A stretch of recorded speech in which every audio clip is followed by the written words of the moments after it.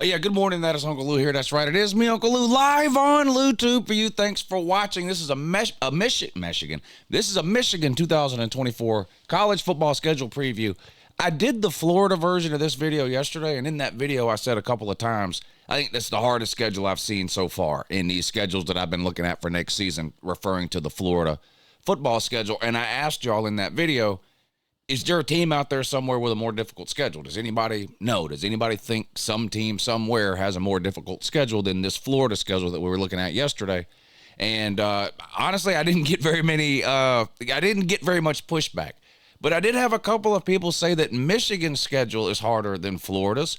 I have not looked at Michigan's schedule for this season. I know they're playing Texas in the non-con just because that's something that people have been talking about. I know they play Ohio State every year.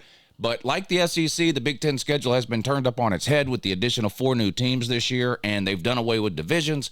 So in terms of just being able to memorize Michigan's schedule every single year based on the division they're in, that's out the window. It is a totally new schedule. So I said, okay, let's take a look at the Michigan football schedule today, and we'll see. Is it harder than the Florida schedule? And I want y'all to let me know down below.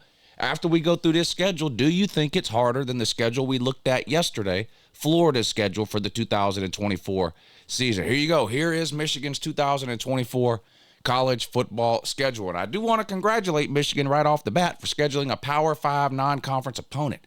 This is the first time since, I think only once since like 2019 has Michigan played a Power 5 opponent in the non-con. They played 0 Power 5 non-conference opponents last season, and they played 0 Power 5 non-conference opponents the season before. I believe they played one in 2021. Of course, they didn't play any in 2020 because that was the COVID year. So 2 straight years we've gone without seeing Michigan play a Power 5 opponent in the non-conference schedule. They obviously have fixed that this year with this Texas game, but we'll start here with the first game of the season, and it's going to be at home against Fresno State. Let me throw one other thing in here real quick based on some of the comments I've been getting on some of these other schedule previews that I'm doing. These are not prediction videos that I'm doing. I'm not predicting teams win or lose any of these games here. I do that much later in the offseason, usually around June. I start doing official prediction videos.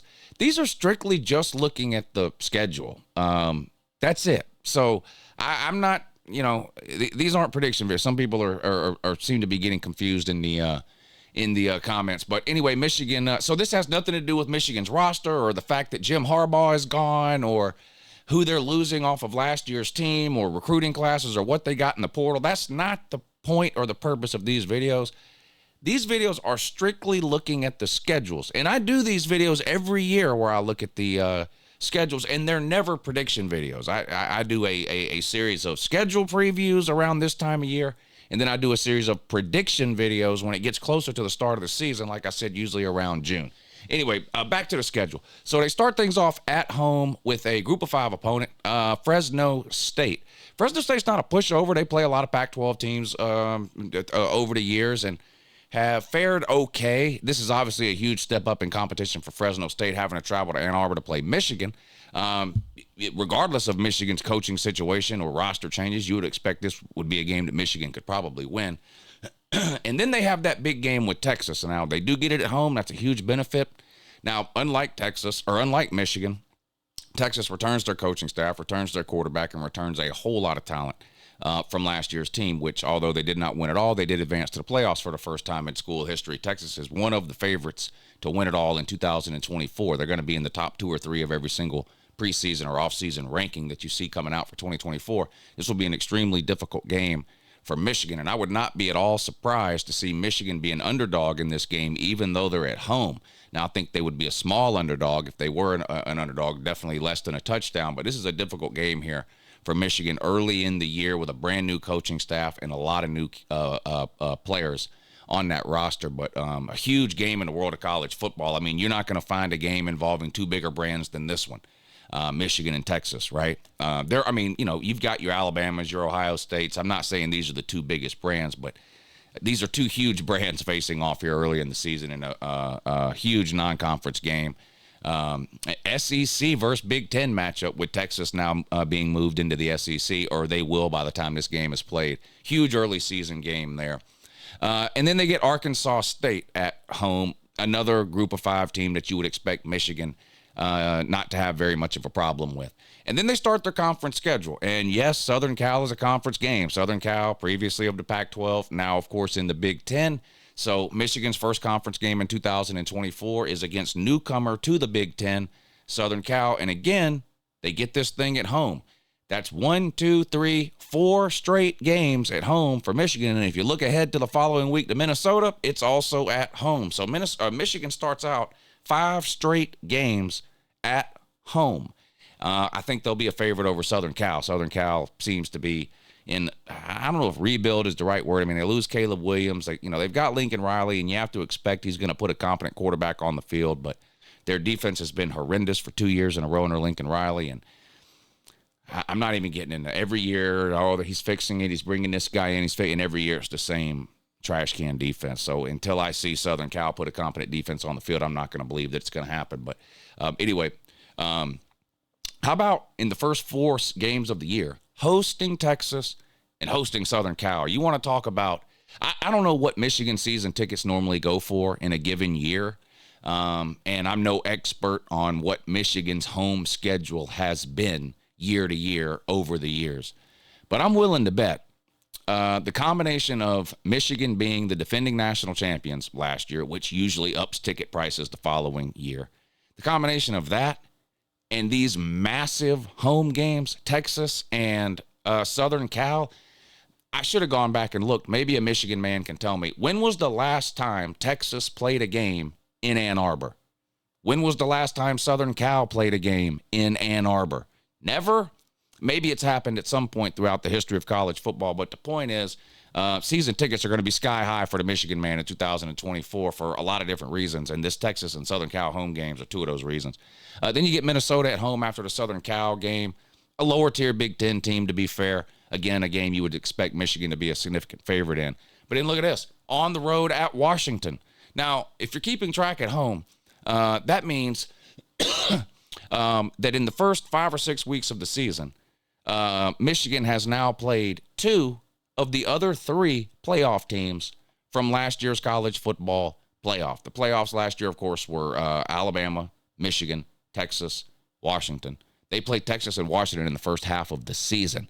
Now, unlike Texas, Washington is more like Michigan than they are Texas in 2024. Both really good teams last year. Both have lost their coaches. Both are turning over their rosters quite a bit. Whereas Texas, on the other hand, seems to be getting more of that back, which is why when you look at a lot of the rankings and things heading into the preseason, Texas is ranked much higher than either Michigan or Washington. Now, that doesn't mean anything in terms of what's going to happen over the course of the season. That's not to say that Michigan can't go undefeated again and win it all again or have another really good year again. But when you look at sort of what people are looking at now heading into next season, this gives you an idea of why teams like Texas would be ranked higher in most people's minds heading into the season than a Michigan or a Washington, just because of what they're losing. But still, first road game of the year on the road at Washington, another new addition to the Big Ten. Southern Cal, Washington, Oregon, and UCLA, of course, the 4 new teams to the Big Ten. And then you have a bye week. This is a good spot for a bye week. You probably maybe could have took it before the Washington game, but you come out of your bye week, go on the road and play Illinois. Now, Brett Bielema has made them more respectable of a team in the last couple of years that he's been there, but they are still what I would consider to be in the bottom half of the Big Ten. You do have to play them there. Could be potentially a tricky spot if Illinois could take a couple of steps forward. They've had a decent defense the last couple of years, but again, a game in which you would expect Michigan to be a significant favorite. And then you get your midseason,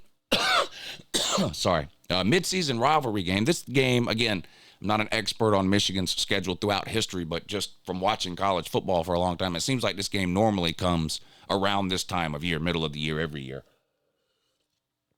And then that Ohio State game, of course, at the end of the season. But Michigan State at home, Michigan State, again, to me, lower half in the Big Ten. I would expect Michigan, especially at home, to be a significant favorite there. Then you play Oregon. So this is a brutal schedule. This is a hard schedule. I mean, you've got some advantages working for you here, 5 home games in a row to start the season off. But, man, we're, 7-8 weeks in, and you play Texas, Washington, Southern Cal, and Oregon. Definitely not easy. I don't think anybody would look at this schedule and classify it as easy.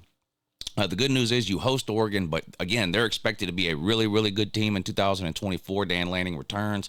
A lot of key pieces return. They've brought in another quarterback to replace Bo Nix.